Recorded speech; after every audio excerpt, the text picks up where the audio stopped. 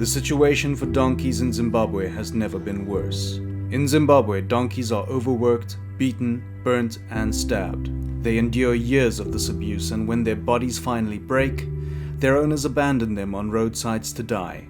Today we are with our partner Mares in Bulawayo in Zimbabwe, and we've just been called out to this rural township called Old Pamula, where we have found this donkey who is in the most shocking condition. Her back leg is terribly damaged. She has awful wounds all over her body from poor harness usage. Even her ears have been snipped. And she is just one of the many cases that Mares deals with every single month. Lulu had been lying grievously injured for 3 days, ignored by the authorities who are supposed to help animals in need. If this donkey dies, Inspector, who's going to pay? Who's going to compensate? This donkey's suffering. Why didn't the police report the injured donkey to us or to an official authority, which is the law?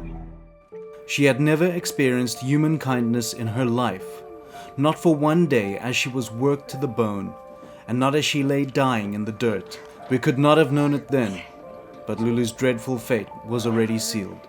Lulu managed to stand up, but because of the extent of her injuries, including a horrifically damaged back leg, she could not walk. She was carried into the rescue vehicle and collapsed.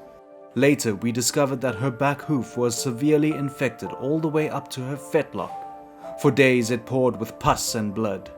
This over and above all her other terrible injuries. It was all just too much for her. Lulu died 5 days after being rescued, her body unable to survive its relentless abuse. But we take solace in the fact that at Mares, she experienced 5 days of kindness, love, and safety. Probably the best 5 days of her awful life. Lulu's death is a disgrace and a tragedy, but there are so many like her who can be saved. We work closely with Mares in helping to rescue, rehabilitate, and provide a safe haven for the abused donkeys, and Mares does a superhuman job of helping them overcome the most horrific cruelty. Many are blind, many drag their irreparably damaged limbs behind them as they walk, but they are safe, loved, and cared for, and they will never suffer again. Mares is the only safe haven these animals have in Bulawayo, and we must continue to support their work. If we can raise $5,000, we can help fund the rehabilitation of the donkeys pouring into the Mares sanctuary.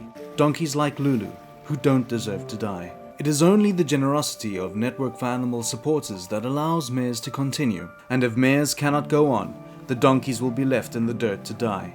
Will you help by donating right now? We vow to fight for donkeys until things like this never happen again. But we cannot do it without your support.